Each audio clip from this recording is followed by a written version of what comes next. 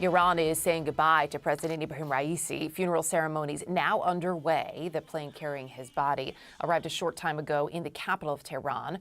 Earlier, large crowds had turned out to pay their respects. The country's foreign minister and 7 others who were killed in a helicopter crash over the weekend. The northwest city of Tabriz is the first stop for these official ceremonies, and that will, of course, be followed by other cities in the days ahead.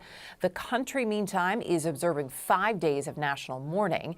Raisi's helicopter crashed in a remote mountainous area of Iran's East Azerbaijan province.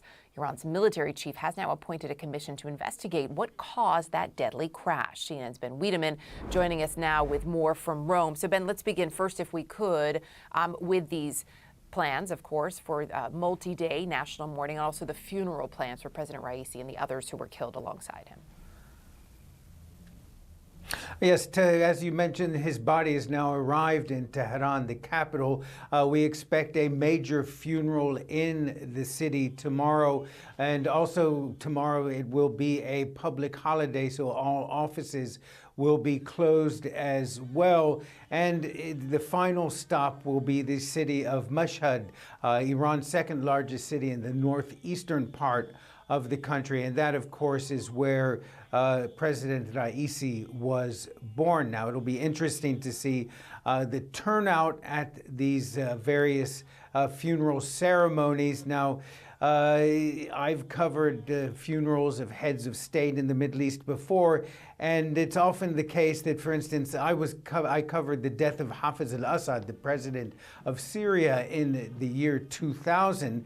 In that instance, when you would show up at a crowd that it was supposed to be mourning the president, people would break out in tears and wail, and as soon as you put the camera down, they'd oftentimes light up a cigarette and go back to chatting among themselves. So it would be interesting to actually be there and see how people are reacting as opposed to what we're seeing on state media. Yes, it is such an important point, and it's quite the visual that you paint there as well, Ben. So, you know, that, of course, what's happening on the ground. There are a lot of questions about the impact on the wider regional picture, if you will. Where do things stand this morning?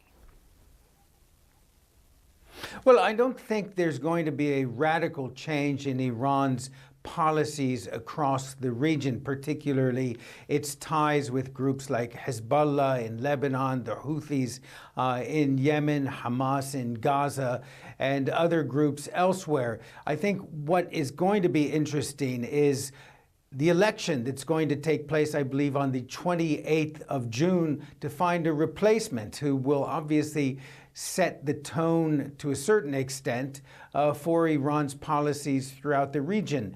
Now, at the moment, for instance, the leadership, the supreme leader, Ayatollah Ali Khamenei, has a bit of a dilemma before him. If he allows for a broad array of candidates to participate in this presidential election, the problem is he may find himself with a reformist, a liberal running the country, in which case those regional policies could change. On the other hand, if he does what has been done in the past, where the choice given to Iranian voters in this presidential election is basically a choice among ultra-conservatives, he may find that the downward trend in turnout continues and that the leader, the next president, has much less legitimacy in terms of popular support, and that will have an impact, obviously, on the regional policies as well of Iran going forward.